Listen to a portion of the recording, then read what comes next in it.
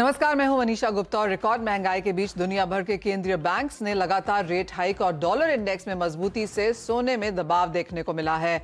घरेलू बाजार में गोल्ड ने 50,000 का लेवल इस हफ्ते तोड़ा और ग्लोबल मार्केट्स में सोना 16 महीने के निचले लेवल पर पहुंच गया।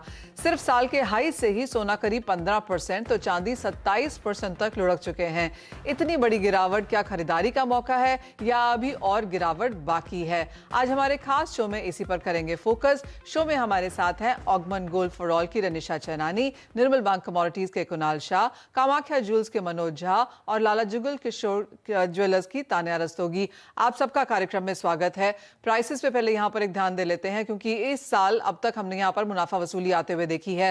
साल का पहला क्वार्टर यहाँ पर अच्छा था क्योंकि सोने में हमने 2058 के हाईज बनते हुए देखे, लेकिन उसके बाद 1680 के लोज हमने इसी हफ्ते में आते हुए देखे हैं, यानी कि करीब करीब $500 की गिरावट अपने हाईज से सोना इस साल में दर्ज कर चुका है। लेकिन जितनी गिरावट हमने यहां पर डॉलर टर्म्स में आते हुए देखी है, उतनी गिरावट बाकी करेंसीज में नहीं है क्योंकि बाकी करेंसीज में एक डेप्रिसिएशन देखने को मिला।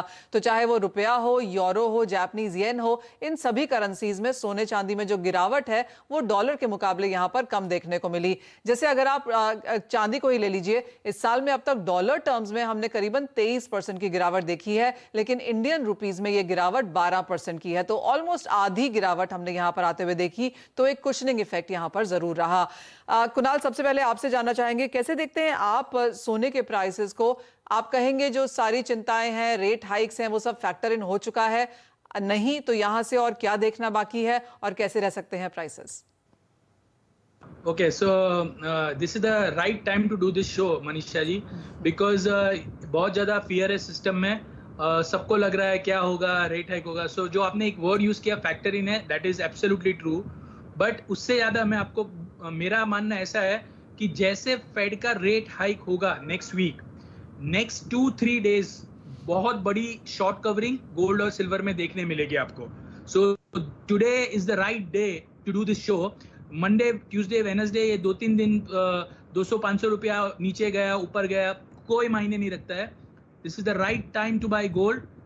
You have to overcome your fear. जैसे आपने कहा, इंटरनेशनल लेवल इंपॉर्टेंट है। इंडिया में 5% ड्यूटी और 4% करेंसी डिप्रिसिएशन हमने देखा है। सो आज आप जो प्राइस देख रहे हैं फिलहाल, वो प्राइस में अगर आप 8% कंजर्वेटिवली माइनस करते हैं, सो तकरीबन 4,000 रुपये नीचे आपको गोल्ड मिल रहा है। So gold is right now available on MCX at around 46,500. Looking at the currency depreciation and 5% import duty hike what we've seen. So ultimate time to go long. आपको कुछ ज़्यादा रुकना भी नहीं पड़ेगा। मुझे तो लग रहा है नेक्स्ट 10 दिन में ही आपको 1,500-2,000 रुपया गोल्ड में और सिल्वर में 3 से 4,000 रुपया मिल जाएंगे। So you are going to make at least 3 to 4% in a matter of 10 to 15 days. Amazing time to buy. All right, पूरी कन्विक्शन यहां पर सोने चांदी की खरीदारी पे है और आने वाले हफ्ते 10 दिन में ही आप यहां पर 4 से 10% की अच्छी खासी तेजी कमा भी सकते हैं। रनिशा, आप कैसे देखती हैं और आपको भी लगता है कि खरीदारी के बेहतरीन मौके हैं? क्योंकि हमने इंडस्ट्री के बहुत लोगों से बात करी और एक वर्ड जो कई लोगों ने यूज किया है कि ये माउथ वाटरिंग प्राइसेस हैं, इसमें नहीं लिया तो फिर कब लेंगे? Yes, Manisha, I agree with Kunal कि ओवरऑल जो सिनारियो बना है अभी, it is all because of inflation. High inflation की वजह से हमने देखा है कि इंटरेस्ट रेट्स बढ़ रहे हैं। और इन्फ्लेशन की अगर हम डीप इनसाइड जाएंगे तो यूएस में जो इन्फ्लेशन है उसमें सबसे ज्यादा जो हिस्सा होता है वो होता है हाउसिंग सेक्टर का, that is 42%।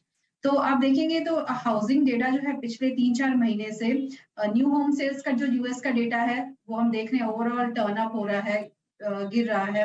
Existing home sales already गिर रहे हैं। तो हमें लगता है कि यहाँ से इन्फ्लेशन जो है वो टॉप आउट होके वापस अच्छी लेवल्स पे आ सकता है।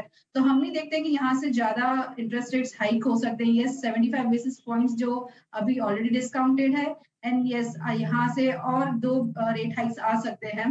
तो by the end of this year हम देख सकते हैं जो यूएस में इंटरेस्ट रेट्स होंगे दैट वुड बी अराउंड 3.5%। तो ये ऑलरेडी गोल्ड में डिस्काउंट हो चुका है। And yes, I also believe that this are mouth watering prices. यहाँ से डाउनसाइड लिमिटेड है एंड अपसाइड बहुत ही अच्छा दिख रहा है यहाँ से। ओके, अब पैनल में उस इंसान के पास जाते हैं जो बहुत बड़े बेयर रहे हैं इस पूरे बाजार में। बेचिए और भी गिरेगा और भी गिरेगा। मनोज जी ने ये पता नहीं मुझे कितने शोज में यहाँ पर कहा है। मनोज जी, क्या आज हम एक टर्न ऑफ लैंग्वेज यहाँ पर देख रहे हैं? यहाँ से और भी गिरेगा आप कहने वाले हैं, या आपको लगता है कुछ खरीदारी अब करनी चाहिए? नमस्कार मनीषा जी, ये बात तो सही है कि 2050 से ही मैं आपको बोल रहा हूँ कि गोल्ड नीचे आएगा और वो नीचे आ ही गया।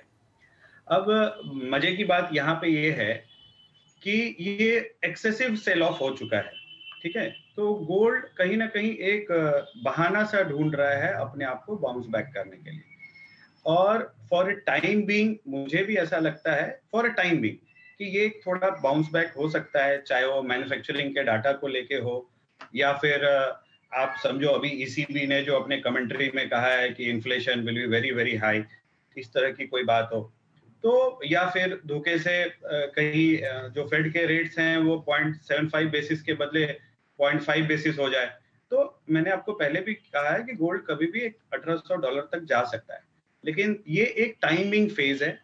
मुझे ऐसा लगता है कि गोल्ड में ये वापस अभी दबाव बना ही रहेगा और आपको ये 1600